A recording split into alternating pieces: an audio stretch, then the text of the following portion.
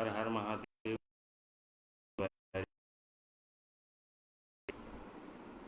प्रेरक प्रसंग नंबर 87, धर्मात्मा। क्योंकि बात धर्म की हो रही है दोस्तों, तो ये जानना बहुत ज़रूरी है।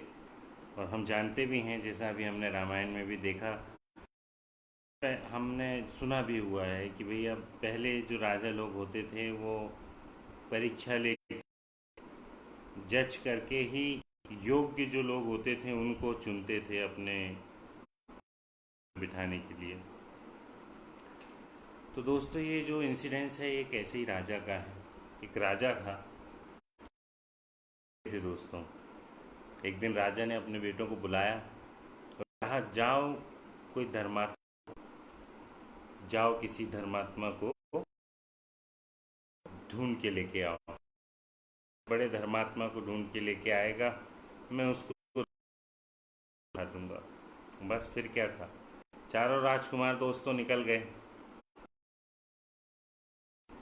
कुछ दिन बाद जो बड़ा लड़का था वो अपने साथ एक सेठ को लेके आया। और सेठ जी बहुत दान पुण्य करते हैं। इन्होंने मंदिर बनवाए हैं, तालाब खुदवाए हैं, प्याऊ लगवाए हैं और साधु संतों के डेली खाने की व्यवस्था भी ये करते हैं। राजा ने सुना, उनका सत्कार किया और वो चले गए। इसके बाद दूसरा लड़का जो है ब्राह्मण को लेके आया राजा के पास और बोला कि ये ब्राह्मण देवता हैं, इन्होंने चारों धाम की और सातों पीढ़ियों की पैदल यात्रा की है, व्रत करते हैं, झूठ नहीं बोलते।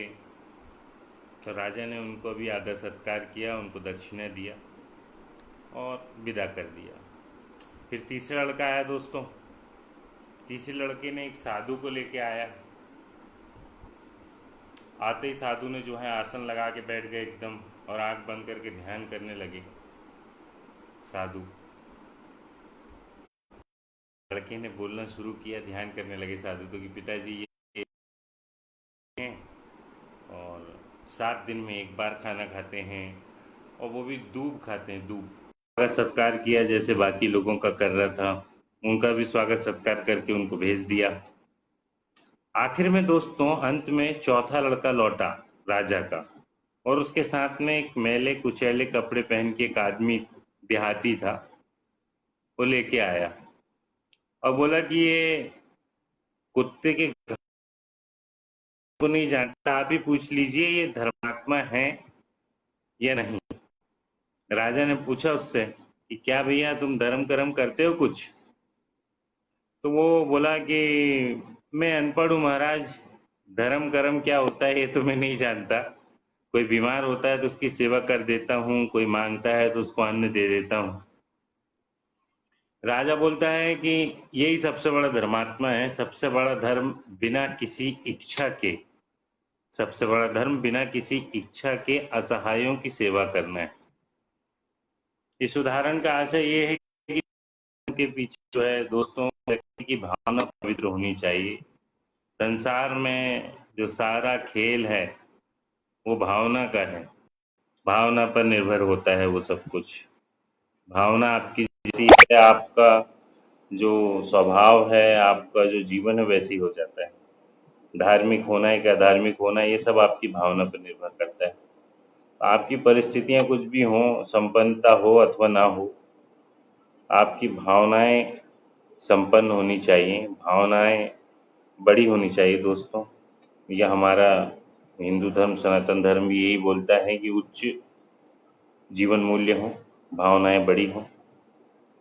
और आशा करता हूँ कि ये आपको पसंद आया होगा, प्रेरक प्रसंग धर्मात्मा की परीक्षा। क्योंकि आपने देखा कि किस किस तरह के लोगों को राजा ने रिजेक्ट किया और किनको सिलेक्ट किया। हमारे इतिहास में दोस्तों, हमारे जो पीछे हमारा संस्कृति है, जो हमारा गौरवशाली इतिहास है, उसमें हमारे सीखने के लिए इतनी सारी चीज़ें हैं दोस्तों, बहुत, कि हमारा जीवन तो हम कम से कम बदल ही सकते हैं। और प्रयास ये करें कि दूसरों के भी जीवन में कुछ सकारात्मक परिवर्तन हम लोग लेके आएँ। क्योंकि जीवन का कोई भरोसा नहीं, बहुत कम समय है अपने पास। और जितना समय है उसमें, जैसे मैंने पिछले प्रेयर प्रसंग में बताया अपना, कि सिद्धि किसी को परेशान करनी भी नहीं है। लोग सिद्ध हैं, हमारे आस पड़ोस में लोग हैं, हमारे शहर में हैं, हमारे प्रदेश में हैं, जो स्किल्ड हैं, जिनके पास में क्षमताएं हैं, जो पूरी तरह से सक्षम है, कई कई स्थितियों में सक्षम है। कोई पढ़ाने में सक्षम है, किसी का दिमाग बहुत अच्छा है, कोई चीज़ों को समझ सकता है। ऐसे कई लोग हमारे आसपास सोसाइटी, हमारे समाज में हैं, जो बहुत कुछ दे सकते हैं, जो अभी नहीं दे रहे हैं। उनको देना चाहिए, मेरा ये आह्वान है उनसे। और मेरे दोस्तों से, स्पेशली मेरे दोस्तों से तो आह्वान है कि भैया आपके पास जो भी है आप देने की कोशिश तो करो। बस दोस्तों, बहुत बहुत धन्यवाद, देखने के लिए बहुत बहुत शुक्रिया। हारेगा कोरोना, जीतेगा इंडिया।